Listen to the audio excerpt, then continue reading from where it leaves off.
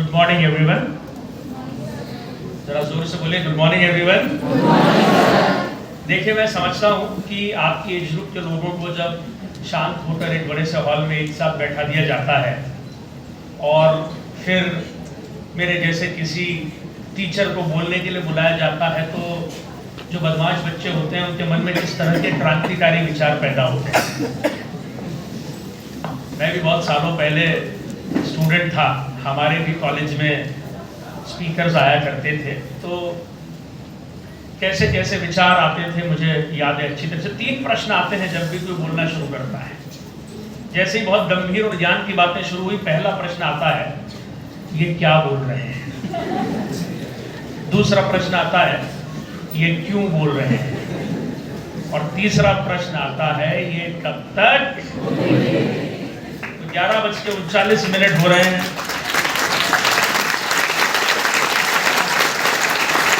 11:39 हो रहे हैं।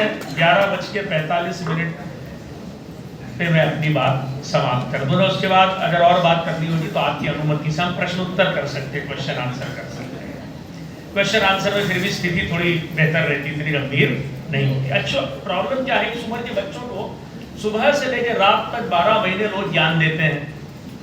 सब मम्मी पापा दादा दादी, एक पड़ोस में शर्मा अंकल हर आदमी के घर में रहते हैं।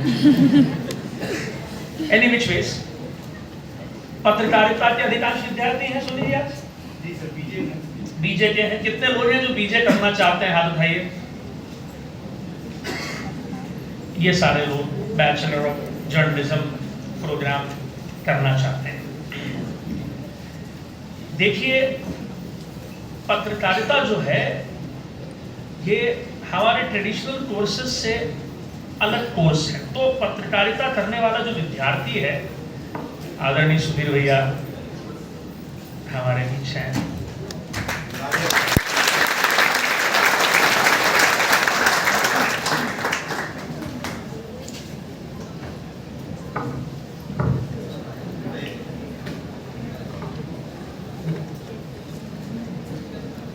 तो पत्रकारिता करने वाला विद्यार्थी भी जो है वो भिन्न होना चाहिए, वो भिन्न होता है।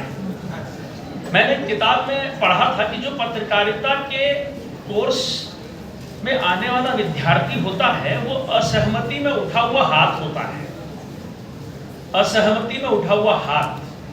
जो पत्रकारिता में आने वाला विद्यार्थी होता है उसमें एक बगावती तेवर होता है, बगावती तेवर। जो पत्रकारिता में आने वाला विद्यार्थी होता है वो जब किसी व्यवस्था से असंतुष्ट होता है तो वो उसके खिलाफ आवाज उठाना चाहता है। जो पत्रकारिता में आने वाला विद्यार्थी होता है ये धारा के विपरीत बहने वाला व्यक्ति होता है। अंग्रेजी में कहते हैं, only dead fish swims with flow of water.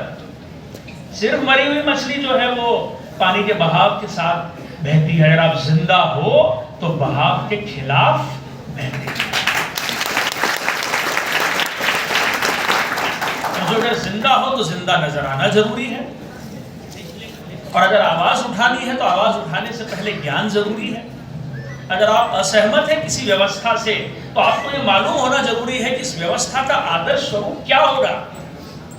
अगर आप दुनिया में किसी भी व्यवस्था से असंतुष्ट हैं तो सबसे पहले आपको ये मालूम होना चाहिए कि इस व्यवस्था का आदर्श रूप क्या है। यानी आप अपने जिले के पुलिस अधिकारी के काम करने के रवैये से नाखुश हैं, असहमत हैं, असंतुष्ट हैं। आपको मालूम होना चाहिए एज एन एसपी और एज एन पुलिस ऑफिसर उस व्यक्ति को क्या करना चाहिए। अगर कोई क्राइम हुआ है, उस पर कार्रवाई नहीं हुई है तो कौन सी धारा है और उस धारा के तहत न्यायप्रिय कार्रवाई क्या है, ये आपको जब तक मालूम नहीं होगी तब तक असहमत होने और असंतुष्ट होने का अधिकार आपको नहीं है। इसीलिए पत्रकारिता में बीट्स बनाई गई है। बीट यानी एरिया। या पॉलिटिक्स कवर करना चाहते हैं, खेलकूद कवर करना चाहते हैं, मीडिया कवर करना चाहते हैं, प्रशासन कवर करना चाहते हैं, पुलिस कवर करना चाहते हैं, ये एरियाज हैं। एनी विच वेज, हम कोर्स की डिटेलिंग में नहीं जा रहे हैं। मैं तो उस व्यक्तित्व पे बात करना चाहता हूं जो पत्रकारिता की दुनिया में आना चाहता है। आजकल एक सुलभ बात यह है कि यदि पत्रकारिता करने के बाद स्वतंत्र रूप से आप कार्य करना चाहते हैं, और ऐसा बहुत से लोग कर रहे हैं, मैं आपसे निवेदन करूंगा कि ध्रुव राठी के बारे में जरा थोड़ा विकिपीडिया करें, गूगल करें। जानते हैं ध्रुव राठी को? ध्रुव राठी के बारे में आप चेक करिए, प्लीज चेक करिएगा। लल्लन टॉप के बारे में जानते हैं आप? कितने लोग लल्लन टॉप के बारे में जानते हैं? तो लल्लन टॉप के जो फाउंडर हैं उनके बारे में पता करिएगा। ये वो लोग हैं, लल्लन टॉप के बाद में इंडिया टुडे ने फंडिंग करी, पहले तो उसने इंडिपेंडेंटली अपना पूरा सिस्टम स्टार्ट किया।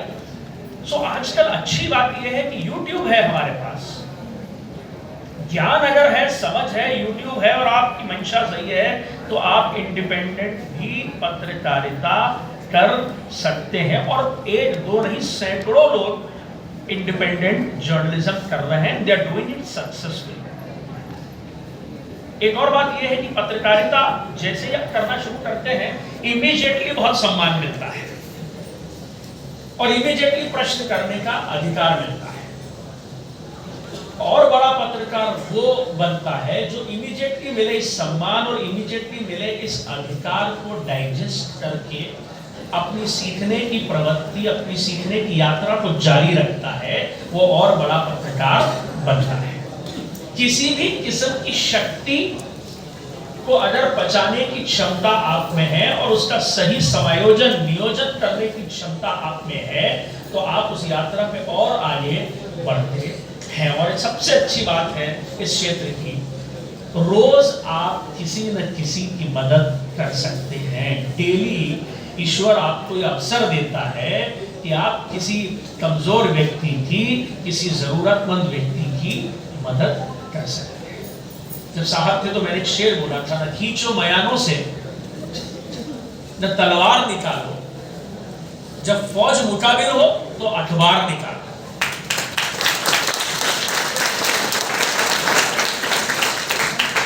तो ये है कम्युनिकेशन की ताकत, ये है एसेस की ताकत, ये है संवाद की ताकत, ये है संप्रेषण की ताकत।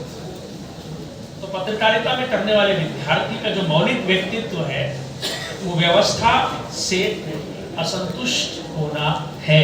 अगर आप अपने भीतर ऐसा कुछ पाते हैं तो आपका स्वागत है।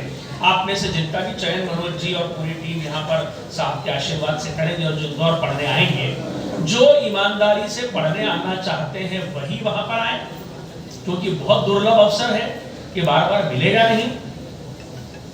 अगर सिर्फ डिग्री करने आना चाहते हैं तो न आए, क्योंकि ये एक यात्रा रहेगी जिसमें आपको मेहनत करनी पड़ेगी।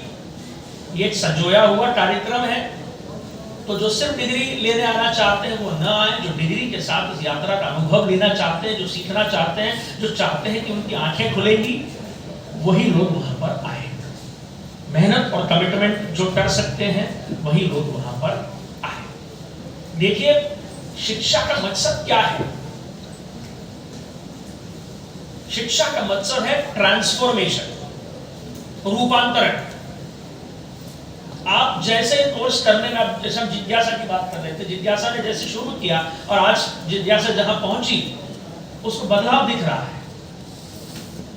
ये रूपांतरण, ये पर्सनैलिटी का ट्रांसफॉर्मेशन, यही एजुकेशन का मकसद है। अब इसमें समझने वाली बात यह है, ये रूपांतरण कैसे होता है? ये ऐसे होता है कि अंधकार है और दिया जलता है, ये बिल्कुल वैसे होता है। और सबसे डिफिकल्ट एस्पेक्ट है, ये दिया किसी भी एक क्षण में जल जाता है, किसी भी एक क्षण में जल जाता है।